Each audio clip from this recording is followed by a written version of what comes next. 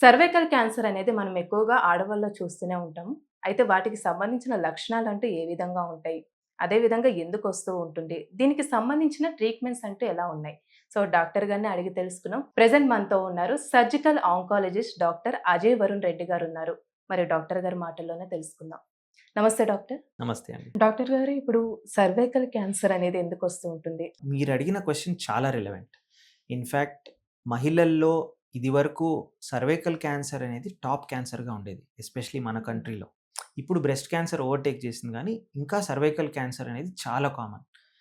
Especially సిటీస్‌లో కంటే rural areas అంటే విలేజెస్‌లో, చిన్న చిన్న టౌన్స్‌లో ఈ సర్వైకల్ క్యాన్సర్ ఇన్సిడెన్స్ అనేది ఇంకా ఎక్కువ. సో, చాలా ఇయర్స్ రీసెర్చ్ తర్వాత ఏం తెలిసిందంటే, కొన్ని క్యాన్సర్స్ ఉన్నాయి. అవి జెనెటిక్ కాదు, ప్లస్ మన లైఫ్ స్టైల్ గురించి కూడా కాదు. కొన్ని వైరల్ ఇన్ఫెక్షన్స్ వల్ల కూడా ఈ క్యాన్సర్స్ రావచ్చు. సో, సర్వైకల్ క్యాన్సర్ అనేది అది ఒక టైప్ ఆఫ్ వైరల్ ఇన్ఫెక్షన్ చాలా ఇయర్స్ ఉన్నందువల్ల వచ్చేటువంటి క్యాన్సర్.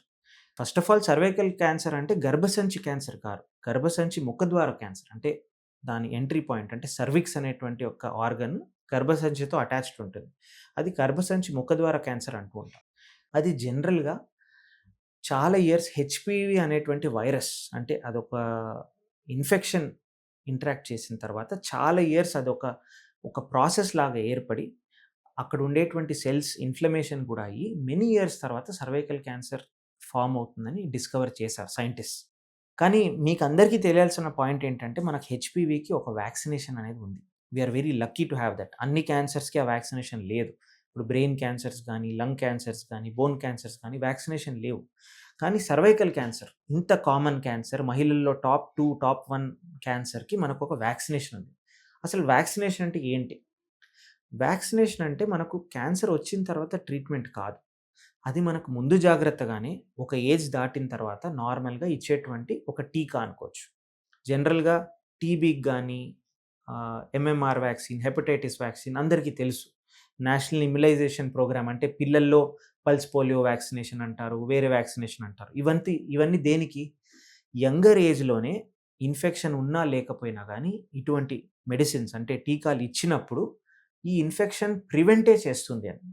క్లాసిక్ ఎగ్జాంపుల్ మనకు స్మాల్ పాక్స్ వ్యాక్సిన్. అంతే చాలామంది ఇప్పుడు యంగర్ జనరేషన్ అటువంటి ఇన్ఫెక్షనే చూడలేదు గానీ, ఒక టైంలో స్మాల్ పాక్స్ అనేది ఒక లైఫ్ థ్రెటనింగ్ వైరల్ ఇన్ఫెక్షన్.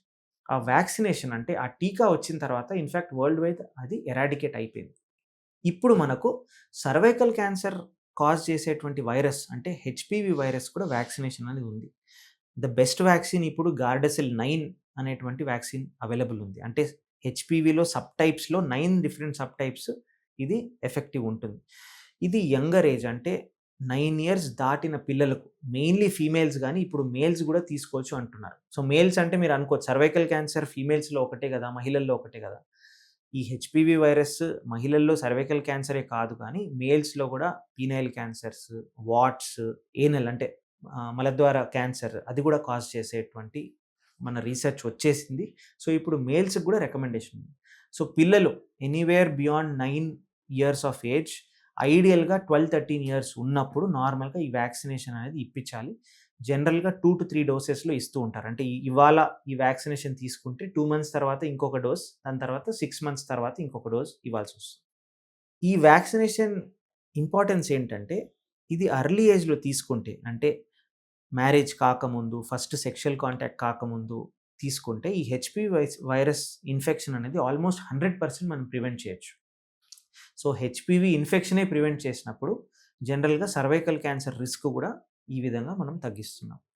కానీ మన కంట్రీలో it is not part of the national immunisation programme. So, government mandate లేదు. అది పల్స్ పోలియో ప్రోగ్రామ్ లాగా వైడ్‌లీ పబ్లిసైజ్డ్ కాదు. జనరల్‌గా పేషెంట్స్ ఇక్కడ, అక్కడ న్యూస్‌లో చూసుకుంటూ గైనకాలజిస్ట్ దగ్గర, ఆంకాలజిస్ట్ దగ్గర వస్తూ ఉంటారు. కానీ ఈ వీడియో ద్వారా I want everyone to know ఇది వైడ్‌లీ అవైలబుల్ వ్యాక్సిన్. మీరు ఎక్కడైనా గైనకాలజిస్ట్ దగ్గరైనా, చిన్న క్లినిక్స్‌లో అయినా మీరు అడిగి తీసుకోవచ్చు. Not very costly now. Plus ఇప్పుడు చాలా జనరేషన్స్ ఆఫ్ వ్యాక్సినేషన్ చాలా టెస్టింగ్స్ గూడా జరిగిన తర్వాత ఇది సేఫ్ వ్యాక్సినేషన్ అని తెలిసింది. సో, 9 ఇయర్స్ తర్వాత ఉండే పిల్లలు ఐడియల్లీ 12-14 ఇయర్స్ ఏజ్ మధ్యలో ఇది ఖచ్చితంగా ఏపిచ్చండి. ఎవరికైనా మిస్ అయినా గానీ మన కంట్రీ ఉండేటువంటి సోషల్ హ్యాబిట్స్ వల్ల లేట్ మ్యారేజెస్ గూడా జరుగుతున్నాయి కాబట్టి 35 ఇయర్స్ ఏజ్ వరకు కూడా మనం తీసుకోవచ్చు ఈ vaccination. There is no harm. కానీ ఎర్లీ ఏజ్‌లో తీసుకుంటే దీని ఎఫికసీ అనేది బెటర్‌గా ఉంటుంది. కానీ అన్‌ఫార్చునేట్‌లీ అందరూ ప్రివెన్షన్ గురించే కాదు. మనము ఆల్రెడీ డయాగ్నోస్డ్ కేసెస్ కూడా చాలా చూస్తున్నాం. అంటే హెచ్‌పివి వ్యాక్సినేషన్ తీసుకోకుండా ఆ ఇన్ఫెక్షన్ వచ్చి చాలా ఇయర్స్ తర్వాత సర్వైకల్ క్యాన్సర్ మారిన పేషెంట్స్ చాలామంది మన దగ్గరకు వస్తూ ఉంటారు. జనరల్లీ స్పీకింగ్ గర్భసంచి ముఖద్వార క్యాన్సర్స్ నార్మల్‌గా మనం 2 సెపరేట్ ఎంటిటీస్‌గా డివైడ్ చేస్తుంటాం. ఒకటి వెరీ ఎర్లీ స్టేజ్. అంటే ఆ వెరీ ఎర్లీ స్టేజ్ అనేది ఎలా తెలుస్తుందంటే మా దగ్గరకు వచ్చిన తర్వాత నార్మల్‌గా డాక్టర్ చూసి ఎగ్జామిన్ చేస్తారు. అవసరం పడితే ఒక ఎంఆర్ఐ స్కాన్ రాసిస్తారు. హ్మ్. అందులో వెరీ ఎర్లీ స్టేజ్ వస్తే ఇటువంటి పేషెంట్స్‌కి నార్మల్‌గా సర్జరీ అనేది రికమెండ్ చేస్తూ ఉంటాం. సో, మొత్తం యూట్రస్ అంటే గర్భసంచి, ఆ గర్భసంచితో పాటు ఆ ముఖద్వారం ఏరియా ప్లస్ చుట్టుపక్కల ఉండే చిన్న చిన్న గడ్డలు అంటే లింఫ్ నోడ్స్ కూడా తీస్తే ఈ సర్జరీ కంప్లీట్ అవుతుంది. కానీ అన్‌ఫార్చునేట్‌లీ మన కంట్రీలో ఈ వెరీ ఎర్లీ స్టేజ్‌లో వచ్చేటువంటి పేషెంట్స్ శాతం చాలా తక్కువ. సో, జనరల్‌గా వచ్చేటప్పుడు మనకి లోకల్లీ అడ్వాన్స్ స్టేజ్ అంటారు. అంటే ఆ ఎర్లీ స్టేజ్ దాటి కొంచెం స్ప్రెడ్ అయిన స్టేజ్ వస్తూ ఉంటారు. ఇటువంటి పేషెంట్స్‌లో జనరల్‌గా మనం ఇనీషియల్‌గా సర్జరీ అనేది అవాయిడ్ చేస్తూ రేడియేషన్‌తో పాటు కీమోథెరపీ కూడా ఇస్తూ ఉంటాం. అలాగే చాలామంది పేషెంట్స్ చాలా వైపు అంటే బోన్స్‌లో గానీ, లివర్‌లో గానీ ఎక్స్‌టెన్సివ్ లింఫ్ నోడ్ స్ప్రెడ్‌తో గానీ కూడా వస్తూ ఉంటారు. ఇటువంటి పేషెంట్స్‌కి జనరల్‌గా మనం కీమోథెరపీ ఒకటే సజెస్ట్ చేస్తూ ఉంటాం. హ్మ్. సో, ఇది స్పెషల్ కేటగిరీ ట్యూమర్ ఎందుకంటే దీనికి వ్యాక్సినేషన్ ఉంది. ఇది అందరూ అవగాహన ఉంటే ఇది 100% మనం ప్రివెంట్ చేయొచ్చు. ఎందుకు అంటే ఇది డయాగ్నోస్ చేసేటువంటి స్టేజెస్ నార్మల్‌గా వచ్చేటప్పటికి ఇది క్యూర్స్ అనేటివి అంత బాగా లేవు. అంటే వెరీ ఎర్లీ స్టేజ్‌లో రావాలంటే పేషెంట్ చాలా మెడికల్లీ అవేర్ ఉండాలి. రెగ్యులర్ గైనక్ ఎగ్జామినేషన్స్ ఉండాలి. అటువంటి పేషెంట్స్‌లో నార్మల్‌గా వెరీ ఎర్లీ స్టేజ్ డిటెక్ట్ చేస్తూ ఉంటాం.